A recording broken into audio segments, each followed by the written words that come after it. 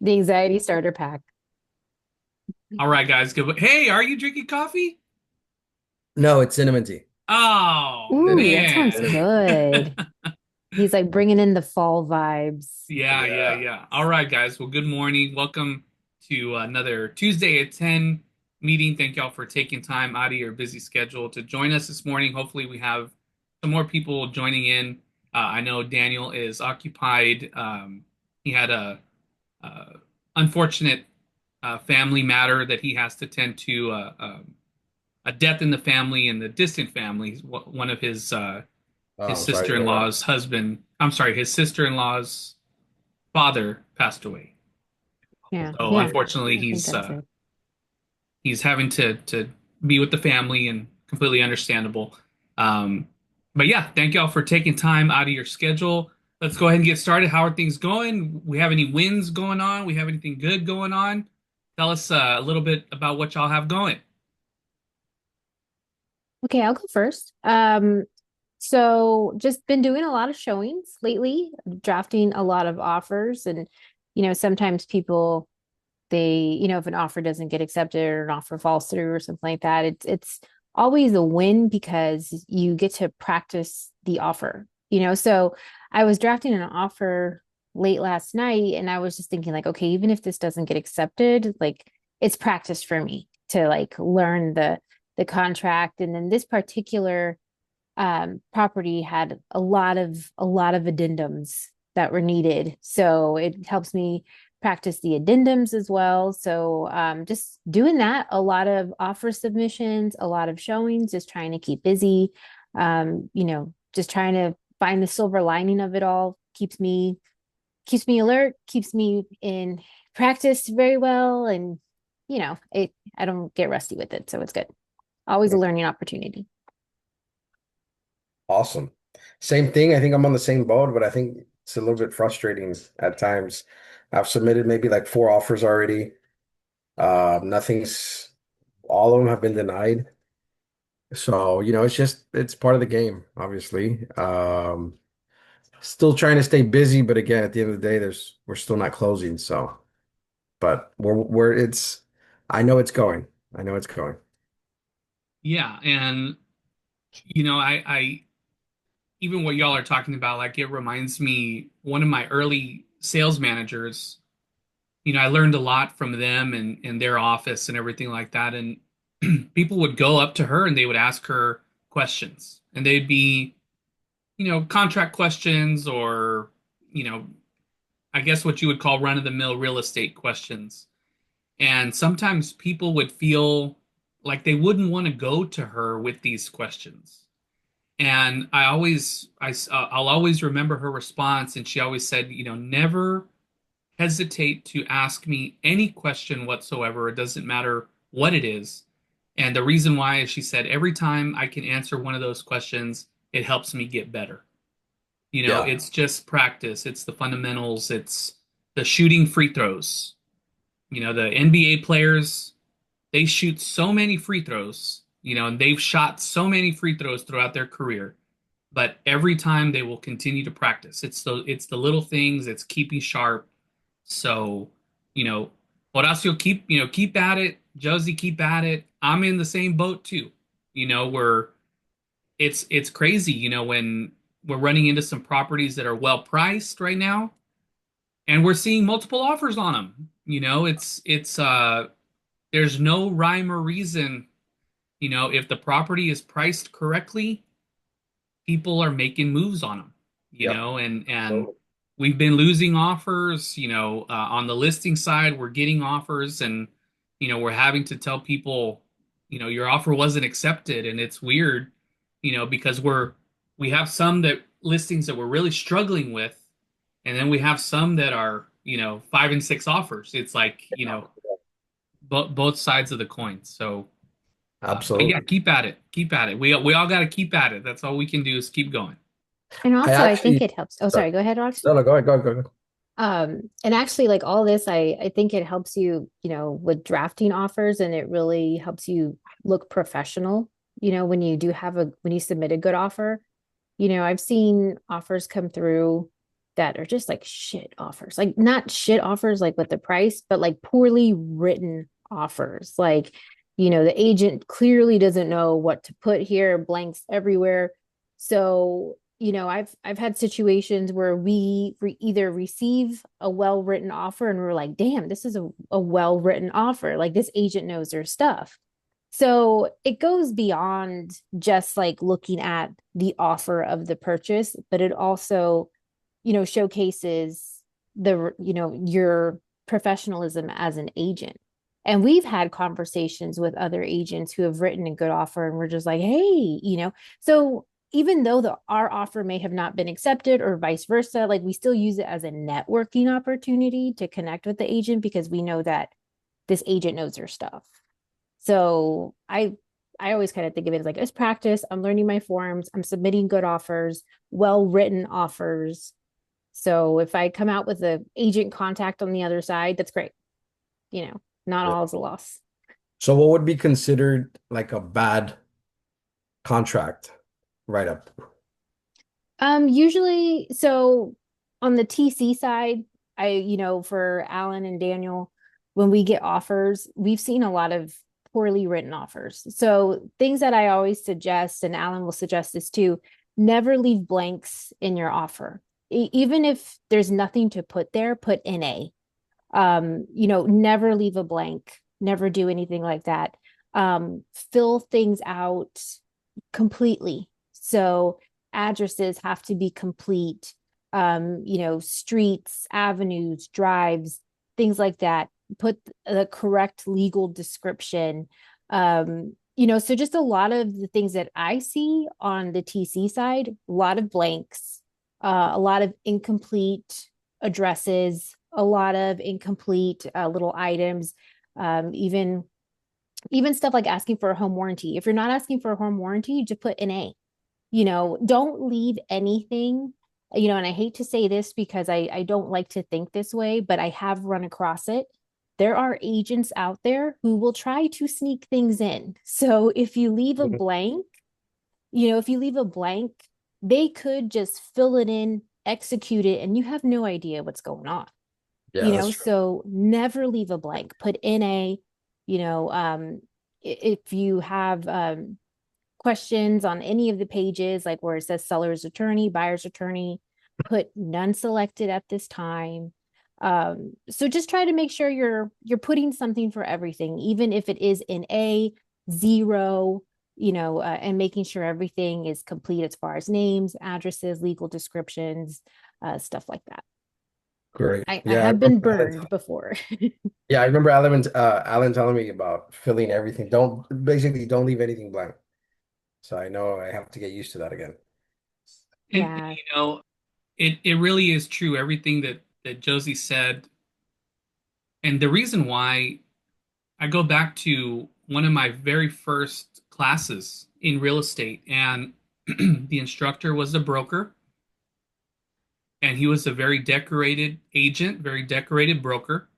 And what he said that really stuck with me all these years was that when he's a listing agent and he receives an offer, he can tell immediately what kind of agent he's dealing with by looking at the quality of their offer submission. If Yeah. they're leaving things out, if they're leaving blanks, if information is incorrect. Now here's a big one, and really this is where you really see a big gap, and it's so crazy to me, but it happens all the time. When agents don't fill in the other agent's information on the last page. That's part of the offer submission. And sometimes they'll put the name, they won't put their email address. Sometimes they'll put the name, they'll put the wrong license number. Sometimes they don't put anything. They leave it blank. Yeah. Just And laziness. it really is. It's laziness, it's sloppiness. Maybe they were in a rush, whatever the case is, or maybe that's the thing. You know how they say, Horacio and Josie, when you're in a UFC fight, don't leave it up to the ref. You know what I mean? Pretty much, yeah. Don't leave it up to the ref to make the decision. When you leave it up to the ref and you submit an incomplete or a sloppy offer with crossouts and blanks and all this other kind of stuff, we don't know what to think. We don't know, is this agent inexperienced? Is this agent, and really the sad part is the truth of the matter is that it's a disservice to the client Hmm. Yeah. because that buyer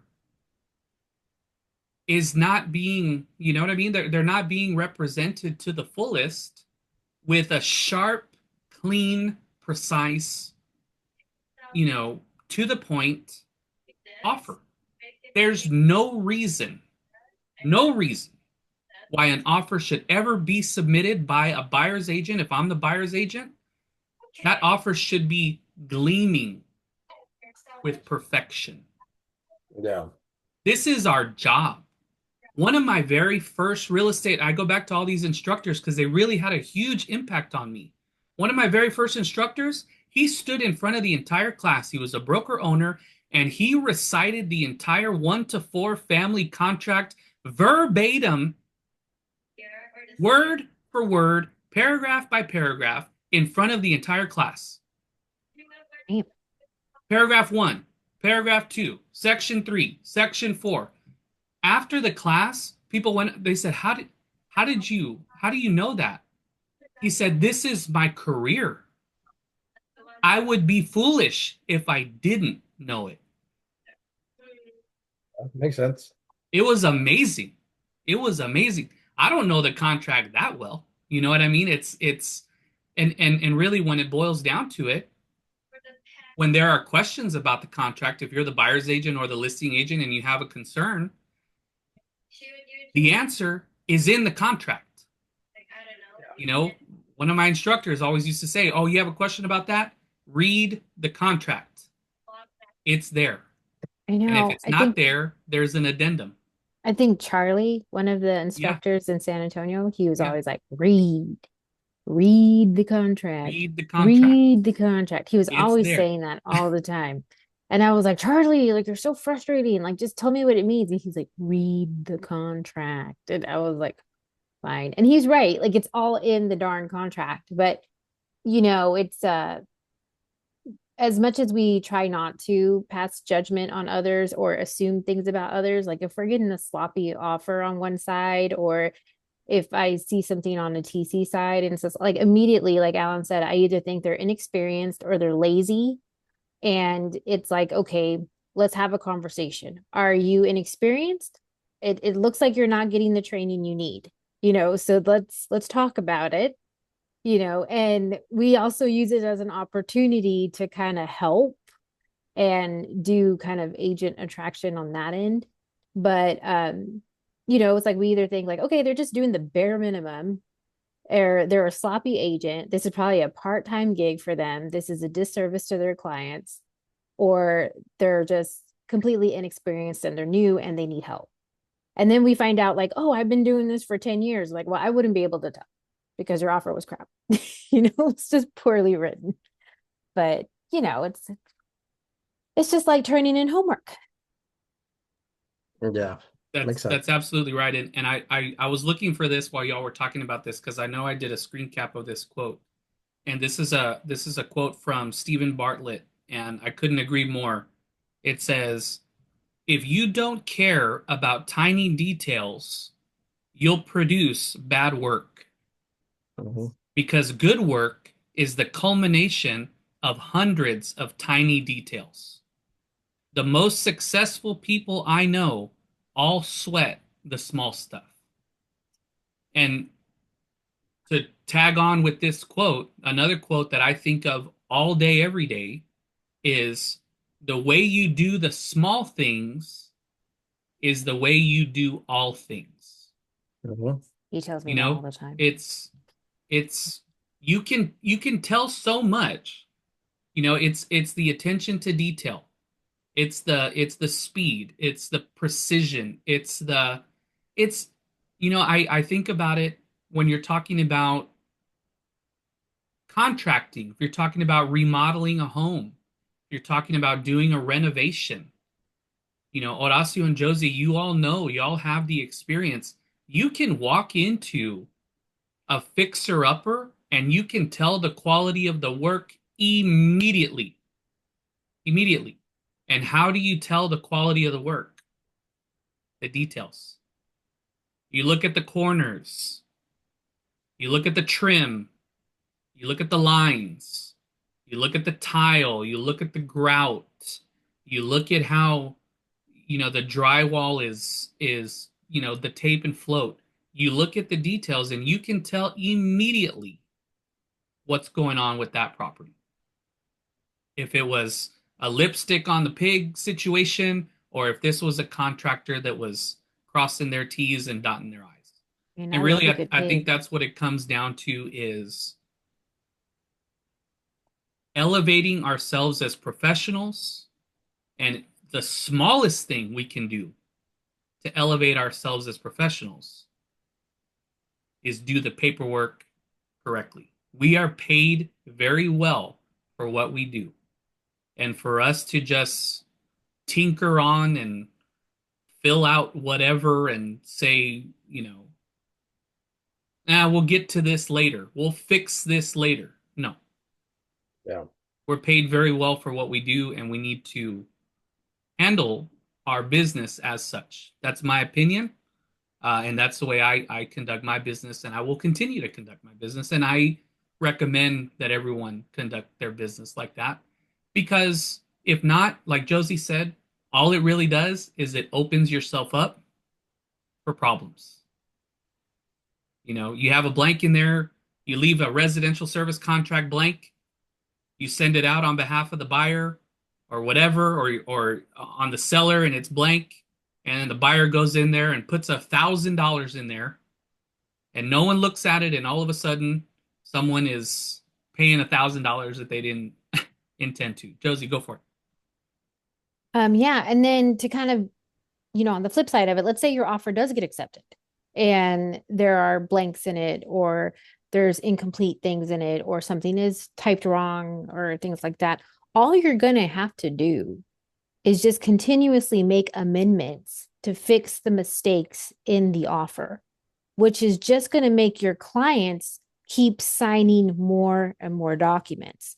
And then they're just like, why do you keep signing me all this stuff? Because the clients, if you're on the buy side, the clients are getting bombarded by the lender for documents already. And then on top of that, you're like, hey, I have to send you this amendment because I need to put this in the contract, or I need to fix this in the contract. And then they kind of start to lose their faith in you a little bit. So you don't want to put your clients through that, having to fix things that should have been correct or complete in the contract already, because then it's just going to put a sour taste in their mouth with the whole experience, because they're already getting bombarded by the mortgage lender if they're utilizing financing. And then those are the type of clients that always have these really bad reviews, because they're like, oh, buying my house was the most stressful thing I ever had. I just decided, I got to a point where I was like, this isn't worth it anymore, and we don't want them to get to that point. So I always try to tell agents that, like, if try to get it as complete and correct as possible, because you don't want to put your clients through that to fix mistakes that shouldn't have been there anyways. So it comes down to service and client experience. Yep, I Makes agree. sense. I Makes sense. agree. So cool. So Horacio, how's summer break going? How's Julia? Is she already getting ready for school again? God, I feel like we closed our eyes and the summer's already wrapping up. I don't even know where Absolutely. July went. Yeah, How, she actually started today. oh my gosh, man. She's back Wow. in her regular schedule. Kids start on Monday. Oh man. So summer was fun. It went really fast. Yeah, yeah. Really fast, but it was fun. I can't complain. Good, good, good. So yeah, so what else is going on? Any other questions? Any kind of obstacles that y'all are running into? Anything y'all want to dive into as far as, anything that we can help with or anything like that? Y'all go for it. The floor is open. Did you guys read about the city project that they have going on with downtown? They want to do like the Riverwalk concept and all that. I don't know Yeah, how good it's gonna be, but I'm wondering how we can kind of tap into that because I'm sure there's gonna be a lot of real estate for going on. sure. Uh, Yeah, I did hear about that. Josie, did you hear about that? The Riverwalk project going on I in did. Brownsville? I did. I just wonder if it's going to pass because, everybody in Brownsville, they want cool shit, but they don't want to pay the taxes for it. yeah, So, no, but that's a really good thing, to bring up because what I'm doing right now while you guys are talking is I am pulling up that article to kind of see how we could tie that in. So let's see here. I saw two pictures of the same project, which was the first one. I guess there was the initial intro to that project where it showed, the river walk with the boats and the tourism. It went from that and then it went to like just having that Osaka in the middle of the downtown. Oh, it's like, okay, what's going on? These are two different things. But that's just Brownsville for you. Let's see here. Let's see what Chat GPT can think of. Yeah, I mean, there's always those variations between the renderings, and what it's actually going to be. Um, Yeah. so, I don't know what the timeline is looking like, but I remember in San Antonio when they were doing renovations to Main Plaza in downtown. God, it caused so much trouble for years. Just the construction and the mess and the street closures and everything. I think they're still probably doing construction down there. I feel like it never ends. So I'm Eh, wondering, how invasive the project is going to be. If they're going to be digging a river and all this stuff. I wonder if I it's going to cause some. I'm sure it's going to cause some big challenges for the area and businesses in the area. But absolutely. it's one of those things. Change can be uncomfortable. But this would be seems like it's going to be a big addition to the downtown ecosystem and the economy and for tourism and for all that stuff. So, as much as things can be a little bit of an inconvenience, I think any kind of development like that is always big for whatever city. If it can increase visibility and tourism and all that other kind of stuff, I think it's going to be great for the city in general. What do y'all think? I've always thought that downtown, I mean, I think the Riverwalk thing might be a good idea, but then again, there's too much that you have to do in order for it to be profitable. My opinion. I've That's true. always felt that downtown was more of a little Manhattan, and I think if you create that concept, then I think it's a little bit more doable because you don't have to dig underground and if I don't know how far down you can actually go without hitting the water, things like that where if you literally just remodel the buildings and you create like a little Manhattan, I think it's going to be still an attraction. It's just you have a few streets that are nice and then and the rest of the streets are just like bad shape and there's no, so it's like I learned this later on in life where I was that type where I wanted to do something and I wanted to get everything for that. And I learned where it's like, okay, use what you have and build from that. And I feel that's what Browns was doing, where like, oh, we want to do this concept, let's get rid of all of this and let's do this. And that's why things fell, as opposed to using what they have. And if that works, then kind of build from there. But I mean, I don't know how true this is, but I heard like the sports park is losing money and they're not utilizing it the way it should be. And then I think there's a museum downtown that's also closed. And so it's like when they try to go for, arenas and things like that, I think it's a great idea. I think it's needed, but I just don't see it as versatile and as, like McAllen, Edinburgh, all those areas where they have multiple arenas and this and that and all these things. But It comes down to the politicians in the area, which I won't get into on this one. I But, agree. I you agree. know, kind of circling back to the Riverwalk aspect and how we can utilize it in real estate, or promote it in real estate. So ChatGPT gave some great ideas.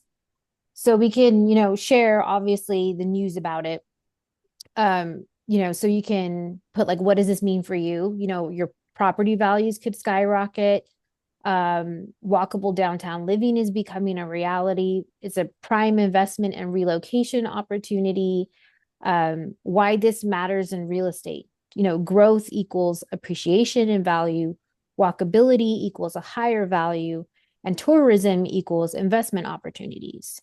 Yeah. So if you want to live near it, historic homes plus new developments are a dream combo. And now is the time to buy before the boom becomes Absolutely. mainstream.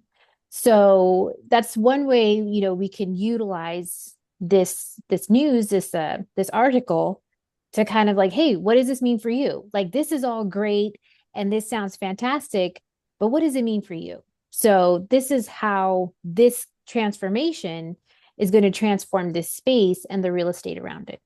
Yeah. So just some good little topics like that, just little nuggets to plant the seed um, of why it's good. Like you always want to promote, the emotion first. People think with emotion first and logic second. So always paint the picture of emotion first. Like imagine walking this with your kids, and it's what a great thing like that. And then put the logic second, and then they're just like, oh yeah, that it does sound really good. And then they start moving with that. But people are emotional people. Emotion first, logic second. Right. Okay. And you know what? The thing that comes to mind in, hearing those concepts, you know, so obviously I haven't, I've lived here in the lower Rio Grande Valley for almost 2 years now. And we would come to visit, frequently from San Antonio. And, in talking with some people that we know that, do work for the city of Brownsville and everything like that, what I have heard is that there have been a lot of efforts to revitalize the downtown area. Yeah. I think there have been some grant projects and some stuff like that. And Josie and I have gone downtown. We enjoy it. We enjoy walking downtown. We enjoy the shops, and there are some really cool restaurants in the area. But one thing that you can't help but notice is that there's still a lot of vacant buildings, Yeah. vacant storefronts, kind of dilapidated buildings, really beautiful buildings, beautiful historic, classic buildings. But there's no tenants there. There's no, a lot of deferred maintenance and everything like that. And it all boils down to money. It's just money. Yeah. Does someone want to take the risk and invest in a building in downtown Brownsville or and then with prices, the prices haven't gone down. The prices are high, even Yeah. for the real estate in the condition that it's in. So my thought right away, it goes back to what I was talking about a couple weeks ago when you're talking about an offer. The city, to me, it seems like if they want to put an attraction like a Riverwalk style attraction, that's the offer. You know what I mean? It's like, hey, we're going to invest in the area. And it's a, to me, it seems like it's an effort to bring people in. This is the Yeah. attraction. We're going to increase the traffic. We're going to bring in, we're going to invest X number of millions. It's probably going to be in the hundreds of millions, I would imagine. Sounds like a large project. Think But 500 million. yeah, but they're going to do it so that way now you can go to these downtown developers and business owners and say, hey, our traffic has gone from however many people. Now we have this new attraction, and man, it's really boomed. The area is bringing a lot more people, and that's going to be attractive to business. That's going to be attractive to retail, to restaurants, to everything. So it to me, it seems like it's going to turn into a domino effect in an effort to increase the appeal of the Absolutely. area. Yeah. you know. Yeah. So I mean, it seems like it would be cool. I know it's a big investment, and I know someone has to pay for it, you know. Yeah, absolutely. The Normally that falls on the taxpayers and stuff like that, but we'll see what the See what they decide. yeah, what they decide. You know, people are always saying, "Oh, we need this, we need that," and then they complain when something's coming. Like just a backlash of getting a Barnes and Noble. Like people were complaining about Barnes and Noble. Like, you know, support the local bookstore. I'm like, you can have two bookstores in one city. Like it's something that happens, you know. But anyways, but I mean, yeah. Brownsville has a lot of money. Brownsville Mm-hmm. has a lot of money, but it's just very close-minded, unfortunately. Mm-hmm. You know. Ye- And again, the politics, as you mentioned, yes, as a I always feel that they really dropped the ball with this whole SpaceX area.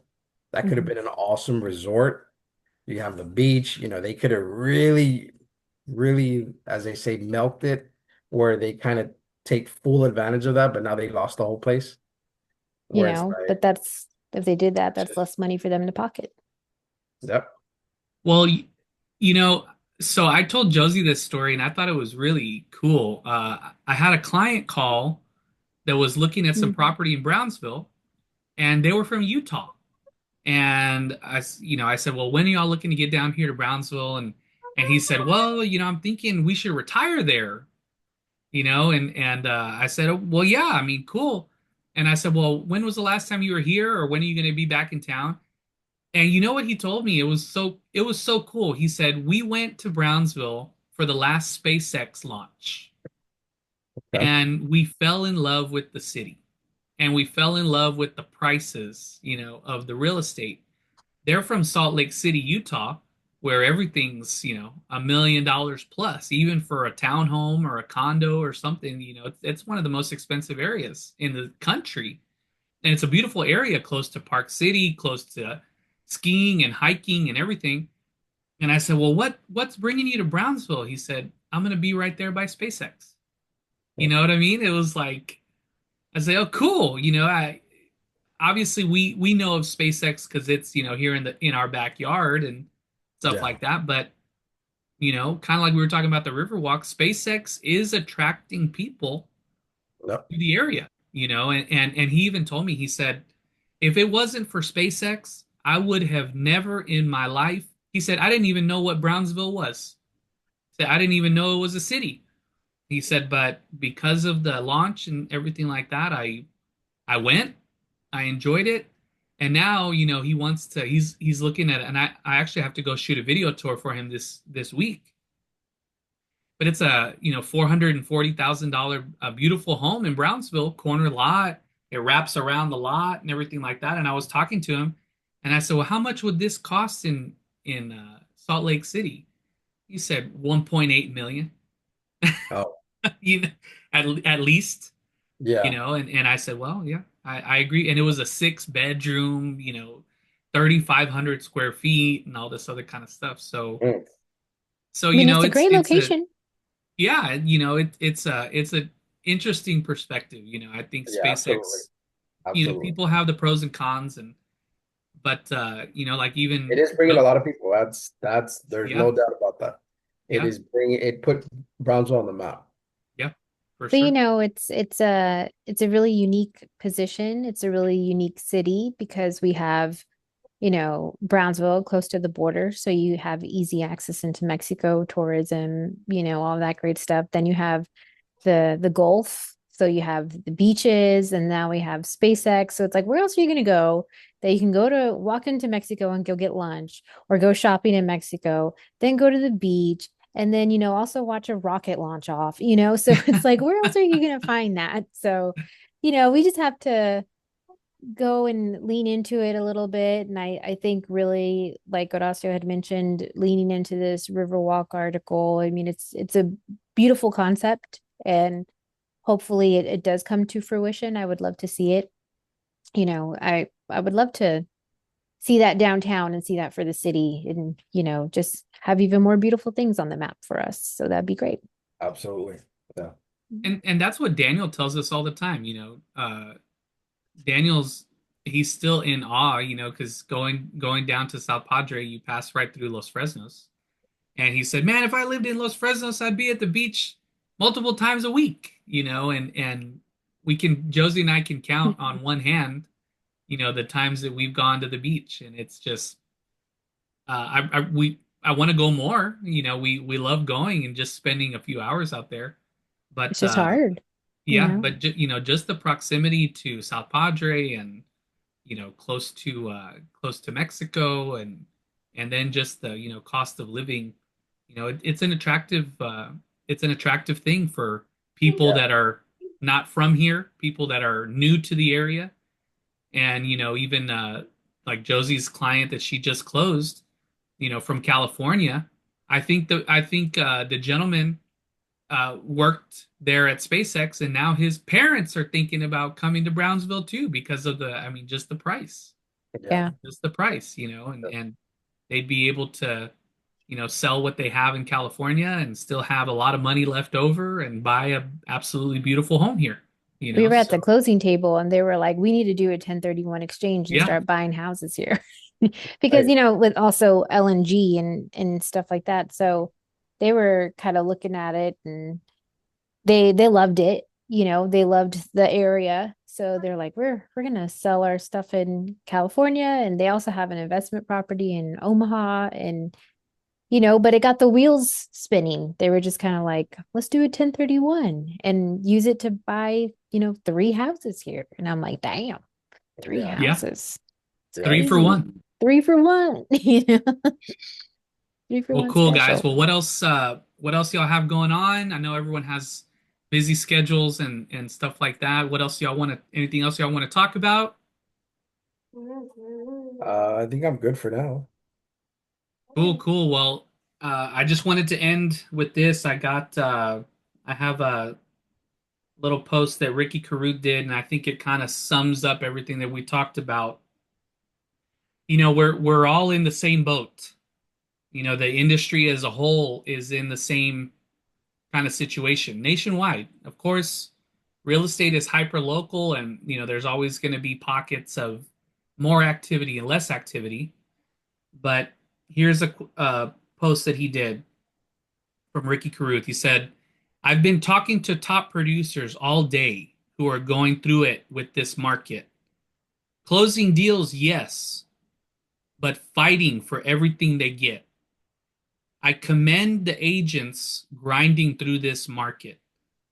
That was me in 2008. And what I did during that tough grind is why I had $1 million business as a solo agent. Keep grinding, keep helping, keep selling." You know, that's the that's the definition of an entrepreneur, is to continue doing the activity even when the results are not in front of you, because it's the culmination of that activity where everything is gonna eventually catch up. And it's a cumulative. I was talking to a lender partner of mine yesterday, and he said, "How many listings do you have right now that are a little bit stagnant?" I said, "We have about 9 of them. Horacio, I know you're holding a few. Yep. Josie's working on a couple too, and Daniel has some on in his neck of the woods."